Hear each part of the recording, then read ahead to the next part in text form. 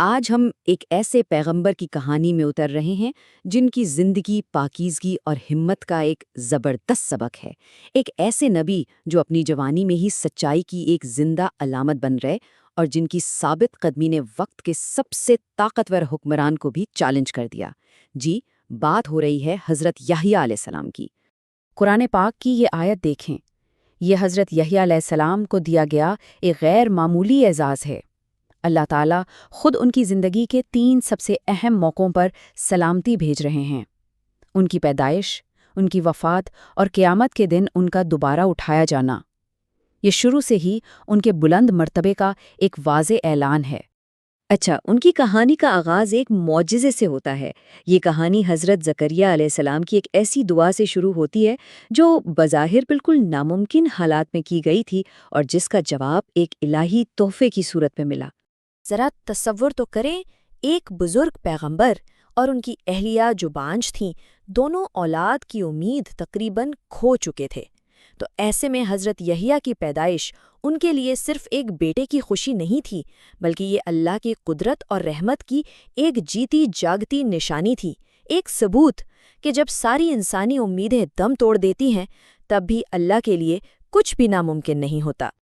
اور پھر ان کا نام یحییٰ، یہ کوئی عام نام نہیں تھا، یہ نام خود اللہ نے چنا تھا، ایک ایسا نام جو ان سے پہلے کبھی کسی کو نہیں دیا گیا۔ اس نام کے معنی ہی زندگی ہیں۔ یہ ایک طرح سے دوہرے معجزے کی طرف اشارہ ہے۔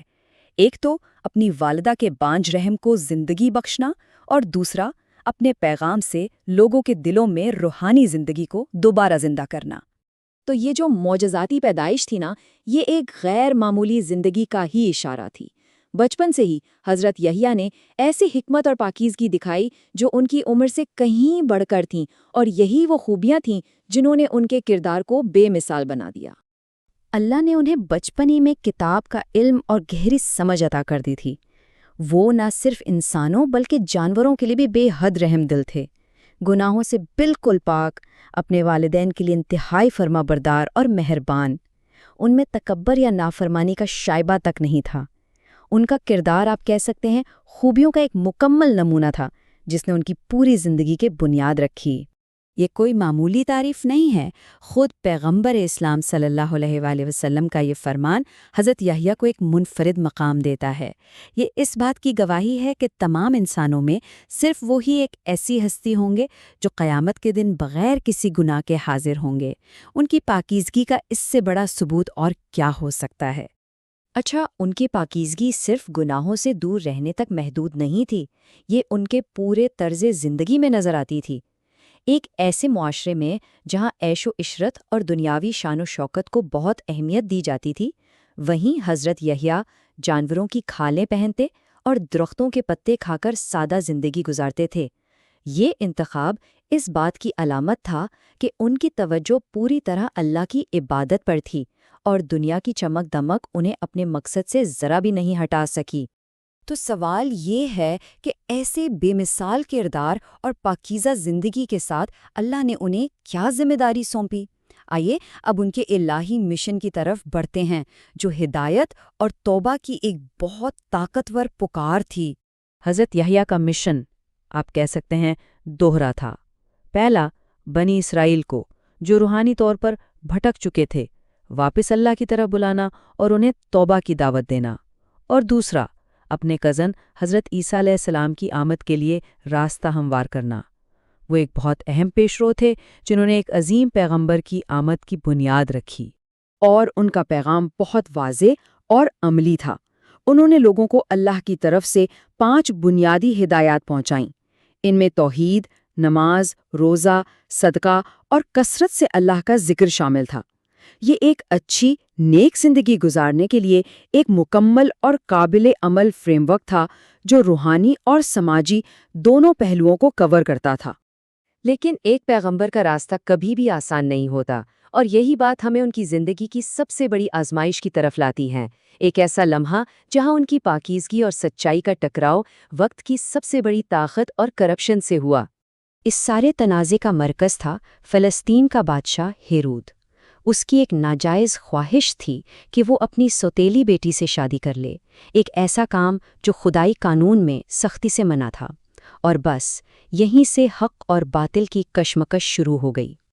یہ ایک بہت نازک لمحہ تھا۔ بادشاہ ہیرود اپنے گناہ کو جائز قرار دینے کے لیے مذہب کا سہارا لینا چاہتا تھا۔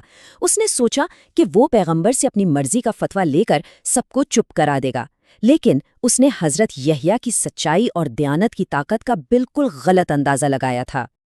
اور حضرت یحییٰ کا جواب بالکل صاف، دو ٹوک اور نڈر تھا۔ انہوں نے بغیر کسی ہچکچاہٹ کے بادشاہ کے سامنے اللہ کا قانون بیان کر دیا، تمہارے لیے اس سے شادی کرنا جائز نہیں، بات ختم۔ سچ بولنے کے اس ایک عمل نے تکبر اور شرارت سے بھری ایک جان لیوا سازش کو جنم دے دیا۔ جب بادشاہ کی ناجائز خواہش پوری نہ ہو سکی تو انتقام کی آگ بھڑک اٹھی، اور اس آگ میں اس عورت اور اس کی ماں نے شادی کی قیمت کے طور پر حضرت یحییٰ کے سر کا مطالبہ کر دیا۔ یہی وہ ٹکراؤ تھا جو ان کی زندگی کے آخری باب کا سبب بنا، جس نے ان کی میراث کو ہمیشہ کے لیے امر کر دیا۔ اب وہ صرف پاکیزگی کے پیغمبر نہیں تھے، بلکہ سچائی کے سب سے بڑے شہید بننے والے تھے۔ انجام بہت المناک اور انتہائی غیر منصفانہ تھا۔ بادشاہ کے سپاہیوں نے انہیں اس وقت شہید کر دیا جب وہ اپنی عبادت گاہ میں نماز پڑھ رہے تھے۔ ان کا واحد جرم اللہ کے قانون پر مضبوطی سے قائم رہنا تھا۔ روایات میں ایک حیران کن تفصیل ملتی ہے کہ شہادت کے بعد بھی ان کا کٹا ہوا سر اسی سچائی کو دہراتا رہا، تمہارے لیے اس سے شادی کرنا جائز نہیں۔ یہ اس بات کی علامت ہے کہ جس حق کی وہ آواز بنے تھے اسے موت بھی خاموش نہیں کر سکی۔ حضرت یحییٰ علیہ السلام کی زندگی بھلے ہی مختصر تھی، لیکن ان کی میراث لازوال ہے۔ یہ اس بات کا ثبوت ہے کہ ایک شخص کی سچائی پر ثابت قدمی آنے والی نسلوں کے لیے مشعل راہ بن سکتی ہے۔ ان کی کہانی ہمیں سکھاتی ہے کہ ایمان کی اصل طاقت الہی ہدایت پر مضبوطی سے قائم رہنے میں ہے، چاہے اس کی قیمت کچھ بھی ہو۔